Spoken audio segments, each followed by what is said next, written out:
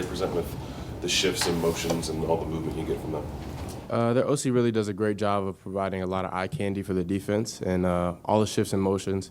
You have to make sure you're on the same page in order to play a really sound and complete game, and they've done a great job this year, and it's let them get to this point. Cameron Teague Robinson, The Athletic.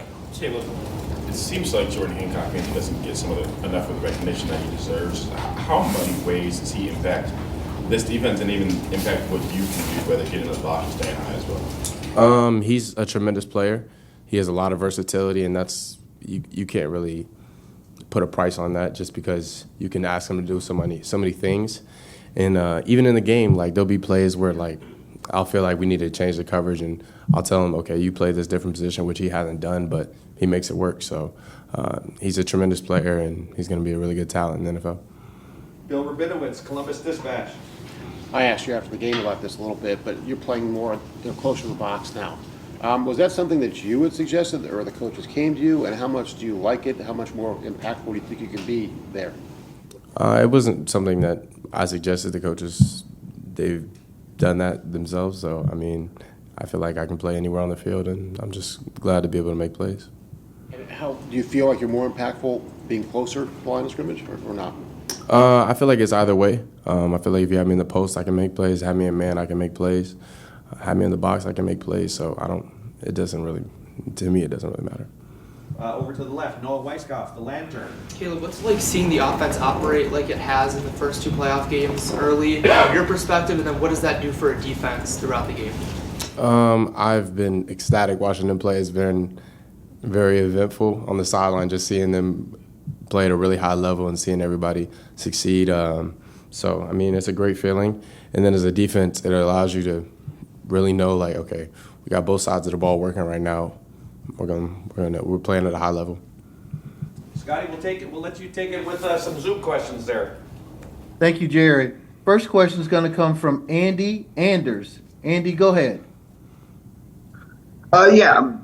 Another question about playing in the box, but I just wanted to draw on that specifically. You know, obviously you said you make plays wherever you're at on the field, but what about playing kind of at that maybe 12-yard depth in the middle maybe allows you to see and read and react to things and flow sideline to sideline when you're in that position?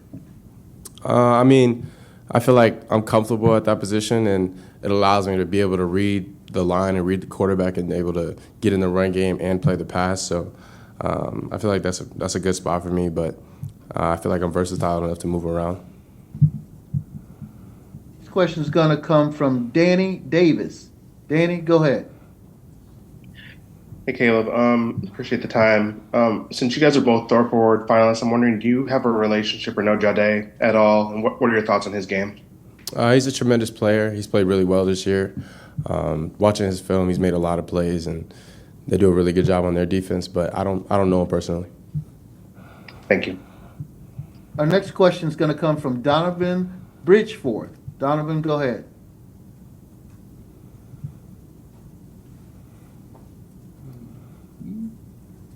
I think he withdrew his question. We will go to Kurt Bowles.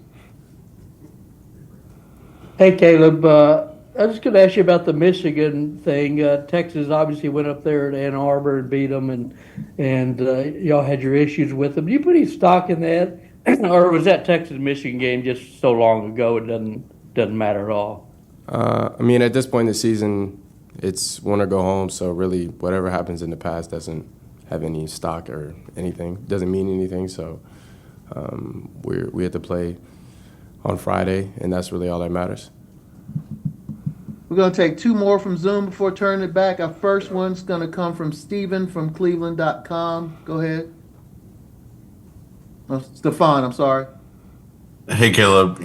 We've seen you were talking about the Ohio State offense, the success that they've had. Obviously, Jeremiah's been a big part of that. What's it been like this year going against him in practice? And, after doing that, does it surprise you at all to see him having the success he's had as a freshman? No, it doesn't bring any surprises. It was pretty easy to see the talent that he has and the blessings that God has put on his plate. But it's always a challenge going against Jeremiah and the other receivers and Mecca and Carnell in practice, and even guys like Brandon Ennis and Bryson Rogers. They do a great job bringing looks for the defense and create a lot of obstacles. Our final question from Zoom is going to come from Dan Hope. Go ahead, Dan. Caleb, Quinn had a lot of success against you guys when you played him at Alabama last year. Just what do you remember from going up against him last year, and what can you learn from that game? Really smart quarterback, knows how to operate their offense, puts the ball in the right places, and then Coach Sarkisian does a great job putting him in positions to win. All right, back to Jerry, back to you. Yep, thank you. Rob Aller, Columbus Dispatch. Caleb, JT and Jack playing opposite sides. Are they as opposite off the field as they are on in terms of personality and just the people they are? They're opposites, but they're also like one of the closest people I know. They spend a lot of time together. They've come from different sides of the country, so they're different people for sure. But they're both really great people and really great men. So I respect both of them. If you had to describe their personalities, how would you do that?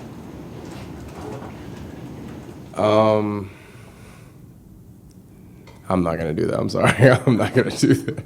We'll go to Austin Ward, the podcast. Throughout the season, we would always see you on like Wednesday nights. You and Lathan would be some of the last people off the field.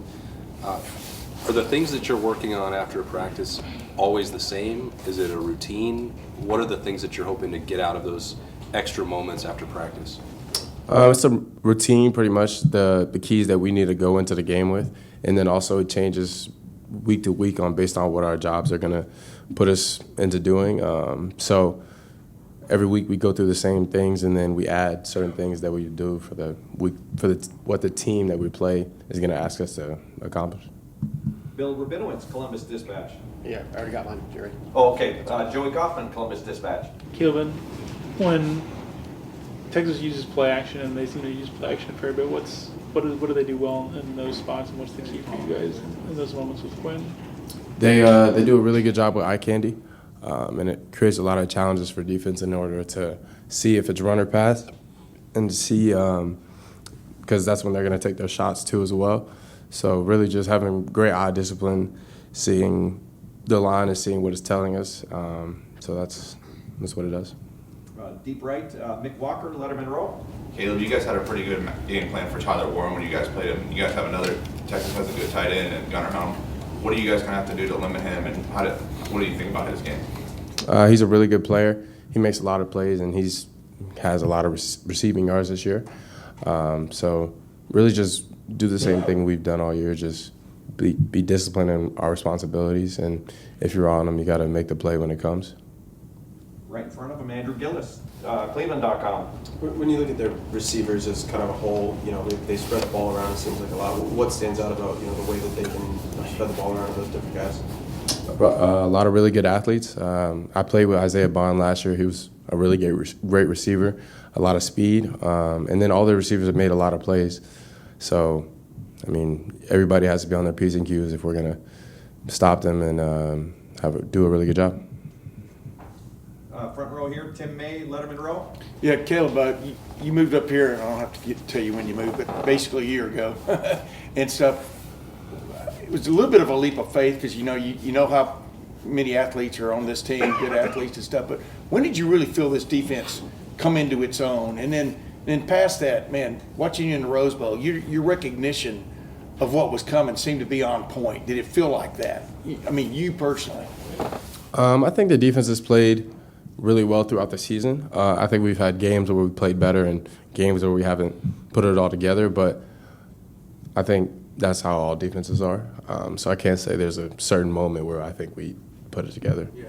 But what was your second part of your question again? In other words, you seemed really on point against Oregon about recognizing what was coming. You were really active out there of directing and things like that. Did it feel like that, I guess? I feel like, as Luke said earlier, the preparation that we put in goes into that, and just feeling comfortable in what we're doing, comfortable in what we're seeing with the other teams. I feel like that allows us to play fast and me and Lathan to communicate to everybody else.